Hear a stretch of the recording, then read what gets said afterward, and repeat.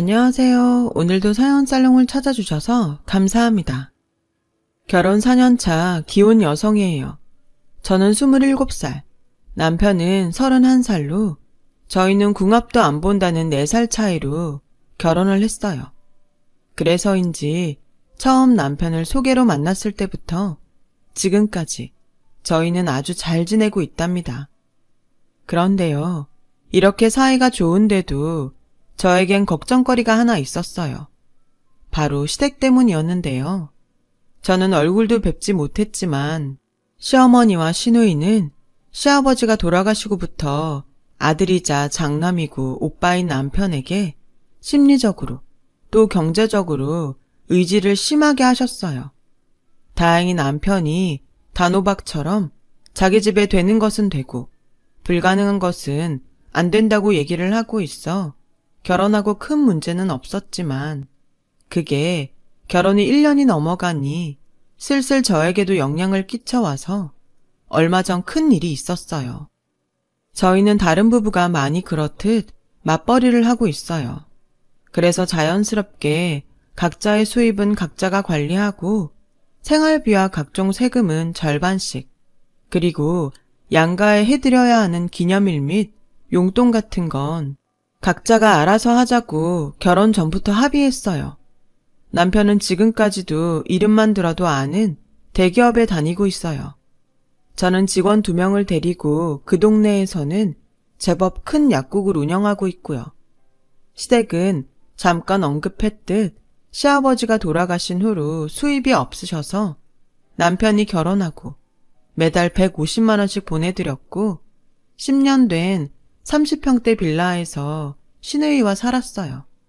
그에 반면 저는 친정아버지가 사업을 하시고 부동산 자산이 꽤 있으셔서 시댁에 비해 경제적으로는 여유가 좀 있는 편이신데 제가 현재 운영하는 약국도 친정아빠가 건물 1층에 자리를 내어주셔서 감사하게도 지금 시세에 말도 안 되는 월세를 내며 하고 있죠. 그뿐만이 아니라 저희가 결혼하고 첫 신혼살림을 차린 집도 친정아빠가 미리 사놓으신 서울 강남의 아파트였는데요.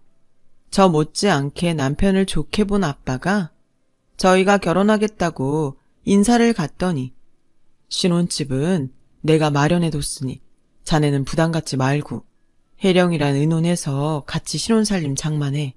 대신 가전제품이랑 가구는 이왕이면 돈 더 주더라도 좋은 걸로 사고 첫살림이 좋아야 잘 사는 거야 라며 말씀하셔서 저도 남편도 깜짝 놀랐었어요.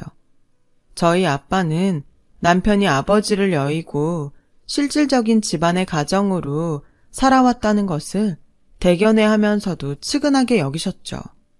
아마 당신도 그런 과거가 있었기에 남편에게 장인어른 이전에 아버지의 자리를 채워주고 싶으셨던 것 같아요. 저는 달리 형제가 없어서 저희 집엔 남편이 사위이자 아들인 셈이었어요. 하지만 반대로 시어머니는 유일한 수입원인 아들을 저와 저희 집에 뺏겼다고 생각하시는지 아니면 대기업 다니는 자기 아들이 저에게 아깝다고 생각하시는지 저만 보면 아우 내 아들이 100배는 아깝지 라는 말을 무슨 추임새처럼 내뱉으셨는데요. 당연히 들을 때마다 기분은 나쁜데 남편이 알아서 그런 말 하지 마. 내가 회사 빼면 뭐 하나 내세울 게 있어? 다른 사람들이 들으면 욕해. 라고 시어머니 입을 막아버리니 달리 그것 때문에 화를 낸 적은 없었어요. 하지만 저와 시어머니의 관계가 이렇다 보니 언제나 시한폭탄을 끌어안고 사는 기분이었습니다. 남편의 여동생인 시누이는 아무리 예쁘게 봐주려고 해도 밉상짓을 일삼았어요. 그러던 중 한 번은 친정엄마랑 백화점에 갔다가 엄마가 예쁘다며 명품 프라다 가방을 사주셨어요. 그 가방을 본 시누이가 제 가방을 힐끔힐끔 보더니 남편이 잠깐 자리를 비우자 대뜸 이런 말을 하더군요. 언니, 그 가방 솔직히 언니랑 안 어울려요. 왜요? 그 가방은 나처럼 20대 초반이 들어야 간지나는데 언니는 곧 있으면 30이잖아요. 괜히 그거 메고 다니다가 어리게 보이려고 안 달랐다는 말 들어요. 그러지 말고 언니는 돈도 많으니까 다른 거 사고 그거 나한테 주면 안 돼요? 이 가방을 달라고요? 솔직히 언니 신혼여행 다녀와서 나한테 뭐 사다 준 것도 없잖아요. 내 친구 올케들은 면세점에서 명품 가방도 사주고 했다던데. 새 거 사달라고 안 할 테니까 그거 나 줘요. 콜? 저는 신우이의 논리가 하도 어이가 없어서 할 말을 잃었어요. 그런데 시어머니는 대답하지 않는 제가 답답하다는 듯 자기 가방도 아니면서 콜, 무조건 콜해 라고 말했고 저는 순간 정색하고 이렇게 말해버렸어요. 미안한데 이 가방은 친정엄마가 사주신 거라 줄 수는 없어요. 저희 엄마 눈엔 제가 그렇게 어려 보였나 보죠. 그리고 신혼여행 갔다 오면서 아가씨한테 내가 면세점에서 선글라스 사다 줬는데 사다 준 게 없다고 하니까 기분이 좀 그렇네요. 가방은 아니었지만 그래도 낫단 애는 생각하고 고른 건데 얘, 넌 돈도 많은 애가 말을 어쩜 그렇게 야박하게 하니? 줄 수 없으면 하나 사준다고 하면 좀 좋니? 시어머니와 시누이는 저희 친정이 잘 살고 제가 월세도 거의 내지 않으면서 약국을 운영한다는 사실을 알고 제가 돈을 아주 많이 버는 걸로 알고 있더라고요. 당연히 그 돈을 자기를 위해 쓸 수 있다고 생각하는 모양이었어요. 사실 따지고 보면 집 명의도 친정 아빠 앞이고 약국도 지금은 아빠 덕에 지출을 줄이고 있는 입장이라 제가 마음에 빚이 있거든요. 그래서 언제까지고 친정의 도움을 받을 수 없기에 제 나름 돈을 모으며 준비를 하고 있는데 그 사실을 알 리 없는 시어머니와 시누이는 저를 무슨 구두쇠 보듯 했어요. 무슨 일이야? 나 없을 때 무슨 말 했어? 자기야, 그게... 아니다. 얘기는 무슨? 아무 얘기 안 했다. 시어머니는 남편이 돌아와 무슨 일이냐고 묻자 서둘러 아무 일도 아니라는 듯 급히 제 입을 막으셨어요. 이쯤이면 대충 시댁과 저희 부부의 사이를 짐작하실 수 있으실 텐데요. 이렇듯 시어머니와 시누이는 남편 눈을 피해 어떻게든 저에게 돈이면 돈, 물건이면 물건을 얻어가려고 하셨어요. 그래서 저는 시어머니와 시누이 전화가 무섭고 남편한테 말하지 말고 라는 말이 먼저 나오면 자연스럽게 긴장이 되었어요. 그렇다고 남편에게 시시콜콜 시댁의 얘기를 하는 것도 좀 그랬는데 그런 데는 나름의 이유가 있었어요. 저희 남편은 결혼 전부터 아무리 가족이라고는 하지만 자기 어머니도 자기 동생도 버겁다고 했어요. 자립할 생각도 없고 어떻게든 자기한테 의지해서 원하는 것을 손에 넣으려고 하는 어머니와 동생이 싫었다고요. 그렇다고 자기한테 뭘 해주거나 고맙다, 수고했다 이런 소리도 하지 않으면서 그렇게 싫다는데도 데리고 다니면서 돈 계산을 하게 했다고 해요. 그래서 저와 만난다고 했을 때도 시댁에선 달가워하지 않았고 결혼까지 한다고 하니 마치 자신들이 편하게 쓰던 지갑을 잃어버린 듯 그렇게 아들을 장가 보내기 싫어했다는 소리를 나중에서야 남편을 통해 듣게 되었죠. 솔직히 가족이니까 지금까지 참았지 남이면 절대 엮이기 싫어. 그래서 내가 자기한테 늘 창피하고 미안해. 혹시라도 우리 엄마나 석주가 이상한 소리 하면 나한테 바로바로 말해. 내가 자기 신경 쓰이지 않게 알아서 할게. 남편이 미리부터 이런 소리를 하는데 제가 가운데서 시어머니나 시누이의 이야기를 전달하는 게 오죽 조심스럽겠어요. 괜히 저로 하여금 분란이 생기지 않을까 저도 남편이 마음 쓰는 게 싫어서 말을 하지 않게 되더라고요. 하지만 아무것도 모르는 시어머니는 저희가 결혼할 때 뭐 하나 해주신 것도 없으시면서 저에게 그렇게 예단을 요구하셨어요. 예, 이거 네가 뭘 사면 좋을지 모를 것 같아서 내가 적어봤다. 어머니, 기석 씨한테 못 들으셨어요? 신혼집을 저희 아빠가 해주셔서 예단은 따로 안 하기로 했는데. 들었다. 근데 그게 말이 되니? 보는 눈들도 많은데 어떻게 예단을 안 할 생각을 하니? 너도 참 염치가 없다. 그래도 내 아들이 우리나라에서 손에 꼽히는 대기업에 다니잖아. 잔말 말고 거기 적힌 건 준비해라. 저는 황당했지만 이왕 적어 오셨다고 하니 주신 리스트를 봤어요.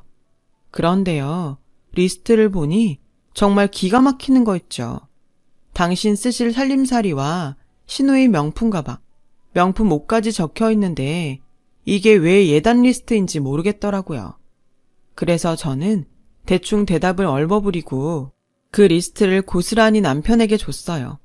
아무래도 그건 남편이 해결해야 할 부분 같았거든요. 그리고 남편이 그 리스트를 보자마자 어이가 없다면서 득달같이 시어머니에게 전화해서 말도 안 되는 이런 거 내밀지 말라고 큰 소리를 쳤고, 그 일을 시작으로 시어머니는 저를 남편 뒤에 숨어 자기를 골탕 먹이는 괘씸한 며느리라고 생각하셨어요. 그래서 웬만해서는 남편에게 시댁에 대한 이야기는 전달하지 않으려고 하는데, 얼마 전 도저히 말을 하지 않고서는 감당하지 못할 일이 생기고 말았어요. 그날은 연락도 없이 무작정 시어머니와 시누이가 제가 있는 약국에 무슨 빚받으러 온 빚쟁이들처럼 들이닥친 날이었고, 여지없이 남편한테는 말하지 말고 따로 이야기를 하자고 하시는데 느낌이 다른 날과 다르게 더 싸하더라고요. 예, 석주가 요즘 연애를 하는데 어쩌면 결혼 얘기도 나올지 모른다고 하더라. 니네가 석주 얘 혼수랑 예단해줄 거 아니면 이번 참에 합가를 하면 어떨까 하는데. 합가요? 저는 전혀 생각도 못한 말씀이라. 언니, 오빠는 장남이에요. 어떻게 생각을 안 했어요. 지금은 몰라도 저 시집가면 엄마는 혼자 계실 텐데. 그럼 장남인 오빠네가 엄마 모셔야 하는 거 당연하지 않아요? 진짜 어이없다. 아무래도 이건 저 혼자 결정할 일이 아닌 것 같아요. 게다가 그 집 저희 아빠가 해주신 건데 친정에도 얘기를 해야 할 것 같고요. 예, 듣자 하니까 너 그 집 니네 아빠가 해줬다고 아주 유세를 떠는구나. 잘난 내 아들 데려갔으면 그 정도는 해야지. 뭐? 친정에 얘기를 해? 그래서 그 잘난 니네 아빠가 안 된다고 하면 나보고 길에 나 앉으라는 거야 뭐야. 그리고 너 내 아들 믿고 까부나 본데 걔가 내 아들이지 니네 집 아들이니? 걔 속마음은 내가 더 잘 알아.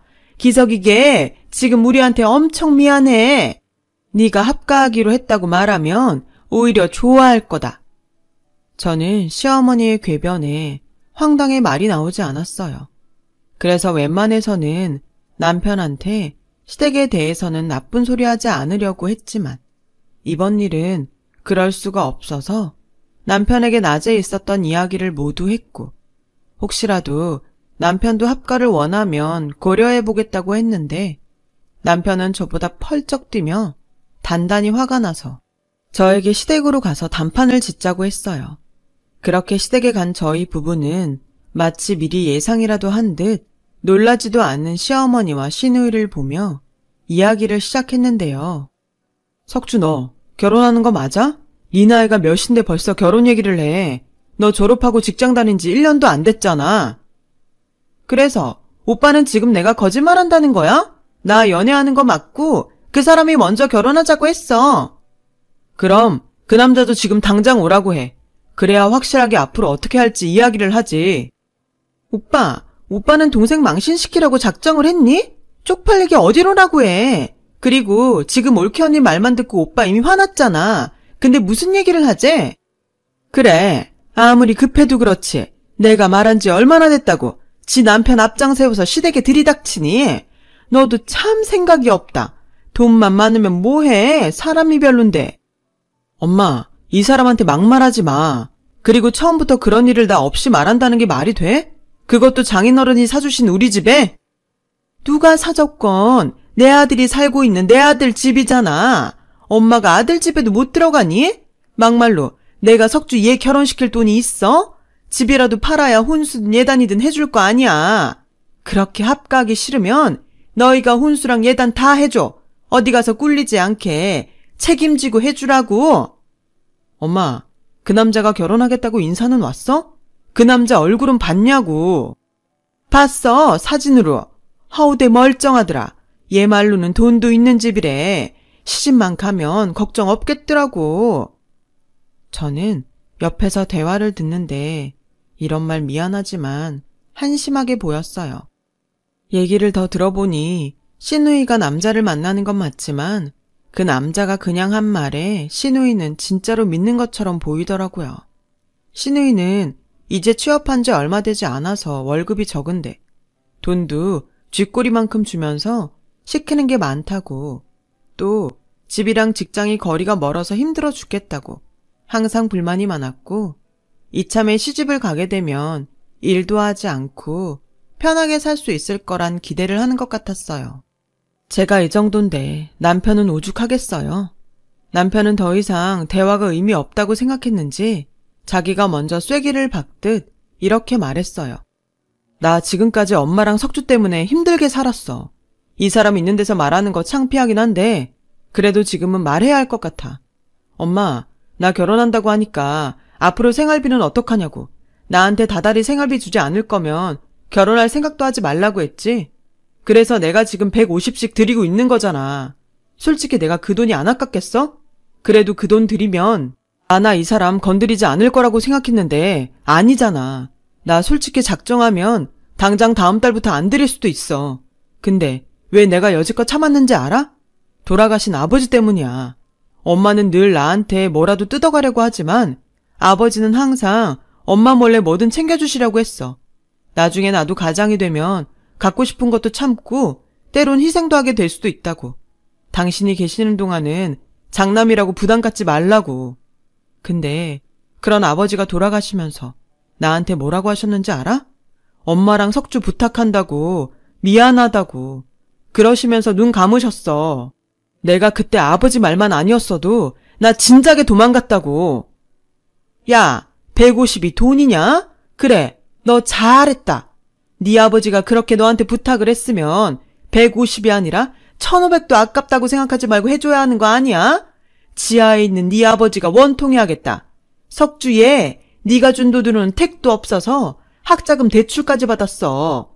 꼴랑 150 줘놓고 너 너무 오버하는 거 아니냐? 너가 정 학가가 싫으면 석주 빚 네가 갚아주고 앞으로 생활비 300 정도는 줘야 될 것 같다. 엄마는 아들이 무슨 은행이야? 내가 그 돈 주고 나면 나한테 뭐가 남아. 계속 이런 식으로 나오면 생활비고 뭐고 아무것도 없어. 합가? 지금도 이런데 무슨 꼴을 더 보자고 그런 소리를 해. 나 솔직히 이대로 영 끊으면 더 좋거든? 나도 할 만큼 했어. 석주도 졸업하고 돈 버니까 나 이만하면 아버지랑 한 약속 잘 지킨 것 같아. 이제부터는 딱 끊고 살 테니 그런 줄 알아. 남편은 제가 본 중에 가장 많이 화가 난 얼굴로 제 손을 잡고 시댁을 나왔어요. 어찌나 화가 났는지 이대로 운전대를 잡으면 위험할 것 같아서 제가 운전을 하고 집에 왔는데 신호에 걸려 남편을 힐끔 보니 남편이 손으로 얼굴을 가리고 울고 있더라고요. 사실 뵙지는 못했지만 남편에게 돌아가신 시아버지가 정신적인 지주였어요. 성품도 고드시고 당신도 힘들지만 당신보다 더 힘든 사람 일에는 발벗고 나서시는 분이었다나 봐요. 그런 아버지가 돌아가시면서 남겨진 가족들을 남편에게 부탁했으니 아마도 남편은 시어머니와 시누이를 떠나 그 약속을 지키고 싶었던 것 같았죠. 저는 집에 와서 남편에게 정말로 가족들과 영 끊고 살 거냐고 물었고, 그러자 남편은 그럴 수만 있다면 얼마든지 그러고 싶은데 자기 식구들은 절대 자기를 놓아주지 않을 거라서 생각이 많다고 하더라고요. 그래서 그날은 남편에게 말도 걸지 않고 본의 아니게 남편 눈치를 보며 지냈어요. 그리고 다음날 설마 또 약국으로 쳐들어오진 않겠지 하며 불안한 마음으로 출근을 했는데 저녁 시간이 되자 시누이가 혼자 약국으로 저를 찾아왔어요. 언니, 저희 엄마 어제 밤새 끙끙 앓으셨어요. 그래서 저 결혼 안 하려고요. 오빠 말대로 제가 결혼한다고 해서 이런 일이 벌어졌으니 제가 안 하는 게 맞는 것 같아요. 아가씨, 어제 오빠도 많이 힘들어했어요. 지금은 아가씨가 직장 생활이 적응도 덜 됐고 안 하던 걸 하니까 힘들 수도 있는데 조금만 참으면 금방 괜찮아질 거예요. 그리고 사람도 1년은 좋게 만나봐야 해요. 너무 모를 때 결혼하고 살면 후회할 수도 있고요. 지금이 얼마나 좋을 땐데. 에이, 그게 말은 쉽죠. 제가 오빠처럼 대기업에 다니는 것도 아니고 언니처럼 전문직도 아니고 제 월급에서 돈을 모은다는 것 자체가 무리예요. 그게 제 현실이고요. 그래서 하는 소린데 저 언니 약국에서 일하면 안 돼요? 우리는 가족이니까 언니가 월급 좀 신경 써주면 저도 엄마한테 생활비도 좀 드리고 그럼 좋을 것 같은데. 저는 신우이의 말을 듣고 속으로 참 가지가지 한다고 생각했어요. 무슨 일이든 진득하게 하는 법이 없는 신우이를 아무리 가족이라도 채용할 마음이 없었거든요. 게다가 신우이는 말하는 투도 생각도 저랑 맞지 않는데 이걸 매일 봐야 한다고 생각하면 벌써부터 머리가 지끈지끈 해오는 것 같았어요. 그래서 저는 신우이의 제안을 거절했고 대신 남편 모르게 학자금 대출받은 건 제가 상환해 줄 테니 그 돈을 시어머니에게 생활비로 좀 드리면 어떠냐고 말했는데요. 신우이는 제 말을 듣고 길길이 뛰며 불같이 화를 내는 거예요. 나는 기껏 생각해서 결혼도 포기하고 언니한테 부탁했는데 언니 정말 실망이에요. 근데 제가 결혼을 하건 말건 엄마는 벌써 부동산에 집 내놨어요. 그러니까 언니는 저 이사 올 준비나 하세요. 오늘 얘기 잘 되면 집에 가서 엄마 설득하려고 했는데 안 되겠네. 아, 빨리 오빠한테 전화해요. 그래야 오빠가 또 울며 겨자 먹듯 생활비 300 준다고 하게. 저게 동생인지 원수인지 지 오빠 힘들 거 뻔히 알면서 저런다는 게 저는 정말 이해도 안 가고 화가 났어요. 그래서 고민을 하다 친정에 갔고 친정 엄마는 제 얼굴을 보자 무슨 일이냐며 물으셔서 저는 하도 답답해서 친정 엄마에게 시댁 합가와 조금 전 신우이 얘기까지 모두 말했어요. 그러자 친정 엄마는 말없이 한숨을 쉬시고는 이렇게 말씀하셨어요. 내가 이런 말 하는 게 안서방한테 미안하긴 한데 내가 언제고 그 여자 그럴 줄 알았다. 니네 아빠도 그러더라. 안사돈이 안서방을 자식으로 보는 게 아니라 돈줄로 보는 것 같다고. 솔직히 엄마는 그래서 너 결혼까지는 하지 않았으면 했는데 안서방이 너무 사람이 좋아서 안서방만 보고 결혼시켰다. 너 속상하겠지만 안서방한테는 별말 하지 마. 엄마랑 아빠가 상의하고 무슨 수를 내든가 해야지. 너희는 자식이니 함부로 해도 우린 사돈이니 함부로 하진 못할 테니까. 엄마, 미안해. 잘 사는 모습 보여줘야 하는데. 너희가 잘못한 것도 아닌데 뭘 미안해. 힘든 일 있으면 엄마 아빠한테 의지해. 괜히 말도 안 하고 너희끼리 소갈이 하는 게 더 불효야. 너도 그렇고 안서방도 우리한테는 자식인데 당연히 엄마 아빠가 나서야지. 저는 엄마 말에 힘을 얻고 집으로 돌아왔어요. 그리고 모처럼 우리 서방 맛있는 음식이라도 해줘서 기운 내게 해주고 싶었는데 그날 남편이 더는 저에게 피해주고 싶지 않다며 이혼 서류를 가지고 왔더라고요. 이런 선택을 하고 싶지는 않았는데 석주한테 엄마가 집 내놨다는 말을 들었어. 아마 그 성미에 그냥 밀고 들어올 작정인 것 같은데 나 더 이상 자기랑 자기 부모님한테 패키치고 싶지 않다. 우리 이혼하자. 아무래도 이게 최선인 것 같아. 나 같은 사람은 처음부터 결혼 같은 건 하면 안 되는 거였어. 자기야, 이게 말이 된다고 생각해? 우리 둘이 좋아서 결혼했는데 왜 이혼을 우리 문제가 아닌 다른 이유로 하재? 이건 아니지. 우리 가족이잖아. 패키치는 게 어딨어. 오늘 우리 엄마가 그러더라. 자기도 자식이라고. 오히려 이러는 게 나는 더 서운해. 그날 남편도 저도 얼마나 울었는지 몰라요.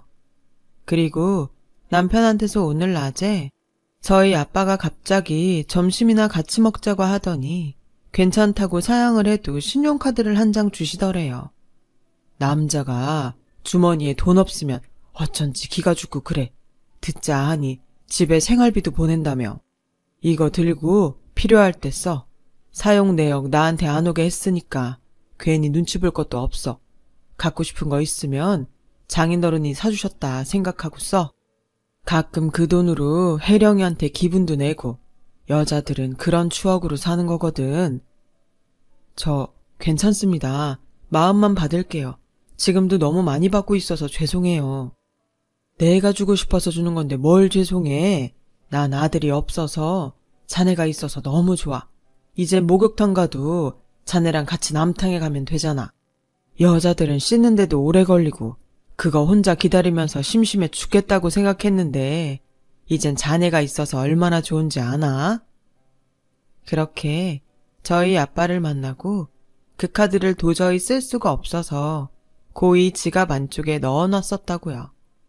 그 와중에 저를 만나고 헤어진 시누이가 지 분에 못 이겨 남편에게 시어머니가 집을 내놨고 저에게 합가 준비를 하라고 했다고 말을 했다는 거예요.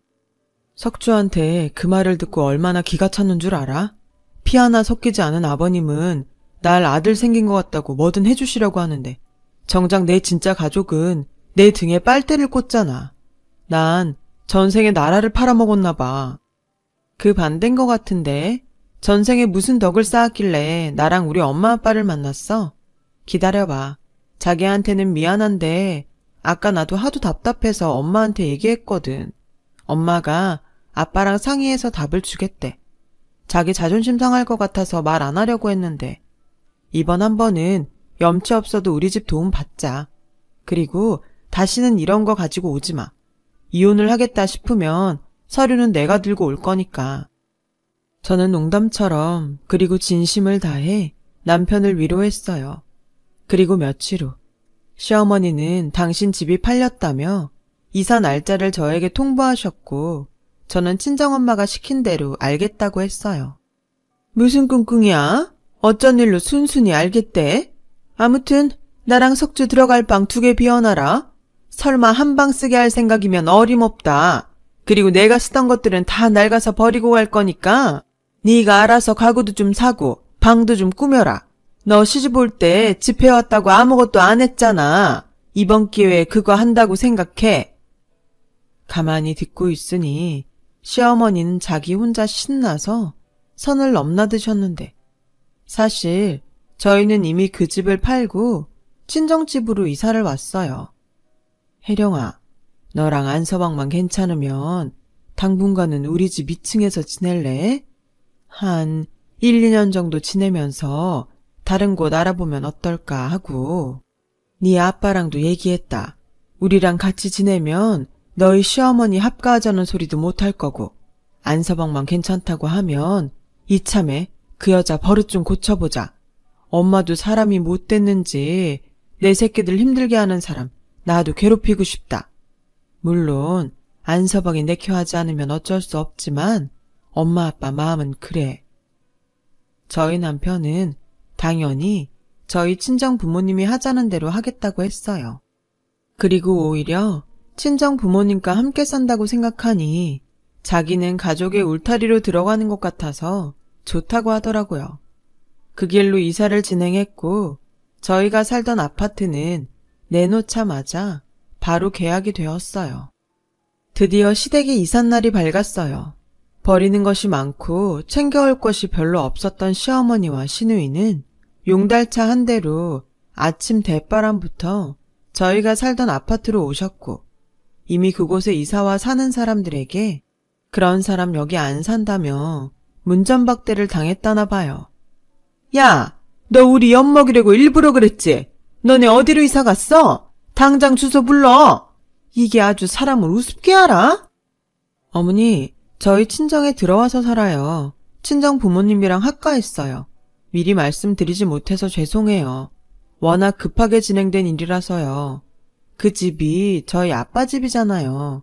아빠가 그 집 하신다는데. 저희라고 별 수 있나요?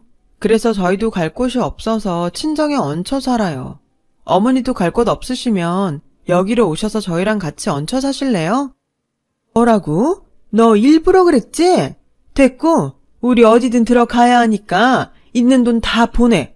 당장 들어갈 집이라도 있어야 할 거 아니야. 엄마, 우리 돈 없어. 그리고 앞으로 장인어른한테 월세도 내야 해서 엄마한테 드리던 돈도 100으로 줄여야 할 것 같아. 석주도 돈 버니까 괜찮지? 그리고 1년 뒤엔 그 돈도 안 보낼 거야. 우리도 집 구해서 나가야지. 그렇게 돈 많다고 자랑하더니 네 처가에서 월세를 내래? 그리고 니들 살 집도 안 해준다고? 엄마가 자꾸 눈독 들여서 안 해주신대. 지금도 하마터면 자기 집에 엄마가 들어와서 살 뻔했다고 그 집 정리하신 거야. 무슨 이런 거지 같은 경우가 다 있어? 넌 그 소리 듣고도 가만히 있었어? 가만히 있었어. 만약 나라도 그랬을 거니까. 엄마, 이제 제발 거지 말고 사람답게 살아. 살던 집 팔고 오늘 잔금 받았지? 그 돈으로 앞으로 지낼 집 구해. 이번 기회에 집도 좀 줄이면 더 좋겠네. 엄마, 끊어. 그리고 앞으로 돈 얘기는 무조건 안 들어드릴 거니까 얘기도 꺼내지 마. 엄마, 나 지금 너무 행복해. 여기선 내가 돈이 아닌 자식 같거든. 제발 부탁인데 나도 좀 사람답게 살자. 엄마가 좀 도와주라. 그래, 너 네 엄마랑 네 동생 어떻게 되든 상관하지 말고 혼자 잘 먹고 잘 살아. 우리도 더 이상 너 가족으로 생각하지 않을 테니까. 저 혼자 잘 살겠다고 가족도 버린 네가 얼마나 잘 사나 내가 똑똑히 두고 볼 거야. 그 사람들이 지금은 잘해주는 것 같지? 그래도 남은 남이야. 가족 없으면 얼마나 서러운데. 너 그때 우리 찾아와도 우린 너 절대 받아주지 않을 거다. 이 망할 자식. 네 아버지도 지금 지하에서 피눈물을 흘리고 있을 거야. 시어머니는 그 말을 끝으로 전화를 끊으셨어요. 그리고 지금까지도 아무런 연락이 없으셔서 이 글을 쓰고 있는 지금도 저희 부부는 시어머니와 시누이가 어디에서 어떻게 살고 있는지 모르고 있어요. 에휴, 어디서 어쩌고 계시나. 내가 먼저 연락드려야 하는데. 하다가도 그날 남편이 했던 자기도 사람답게 살자라는 말이 가슴에 콕 박혀서 내 남편이 행복하게 살 수 있으면 뭐든 상관없다는 생각에 그러지 않고 있어요. 그냥 시누이의 SNS를 통해 그게 진짜인지 꾸며낸 거짓인지는 모르겠으나 그럭저럭 사는 것 같고 만약 어느 날 갑자기 시어머니든 시누이든 연락이 온다면 그들이 달라져 있지 않은 한 저도 그렇고 남편도 절대 받아주지 말자고 서로 합의를 했어요. 여태 당했던 대로 또다시 당할 수는 없으니까요. 그리고 원래 계획대로라면 내년에는 저희가 모은 돈으로 새로운 집을 알아봐야 하는데 제가 얼마 전 아이를 임신해 저희의 분가는 아이가 초등학교 갈 즈음으로 완전히 밀리고 말았어요. 남편도 그렇고 저희 부모님도 원래 떨어져 살고 싶지 않았다면서 3명이 한편이 되어 있더라고요. 여기가 친정인지 시댁인지 행복한 질투가 다 날 정도예요. 우리 안서방 좋아하는 갈비탕 끓여야지. 엄마, 나는 육개장이 좋은데. 그런 자극적인 거 몸에 안 좋아. 갈비탕 먹자. 주말에 안서방 낚시 어떤가? 안 돼. 주말에 이 사람 나랑 쇼핑하기로 했어. 안서방, 쇼핑보다는 낚시가 더 유익하지 않나? 솔직히 남자가 쇼핑 따라가봤자 뭔 재민가? 우리 낚시 가세. 가서 내가 맛있는 매운탕 끓여줄게. 응? 이런 식이라니까요. 이걸 보고 있으면 흐뭇하면서도 살짝 서운한 게 뭐라고 표현하기가 참 어려워요. 그리고요, 바로 어제 저는 시아버님에게 뱃속의 아가 소식도 알려드릴 겸 남편하고 납골당을 찾아갔어요. 참 생각이 많아 보이는 남편 옆에서 저는 차마 목소리는 내지 못했지만 속으로 이런 말씀을 드렸어요. 아버님, 남편을 이 세상에 태어나게 해주셔서 감사합니다. 제가 이 사람 아프지 않고 행복하게 해줄게요.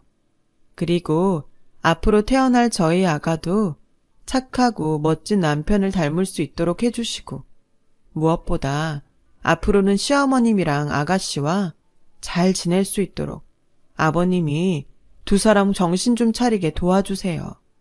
그래야 남편도 가족들 보고 살 수 있죠. 그럼 저는 평생 아버님 며느리로 충성하고 살겠습니다. 이 기도가 부디 꼭 하늘에 계신 시아버지에게 닿을 수 있었으면 좋겠어요. 그래서 우리 남편이 지금보다 더 많이 행복할 수 있었으면 저는 더 이상 바랄 것이 없을 것 같아요. 지금까지 저의 사연 들어주셔서 감사합니다.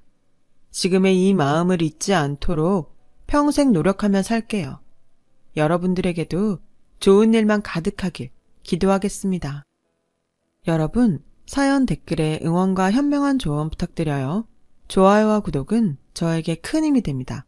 오늘도 좋은 일 가득하세요.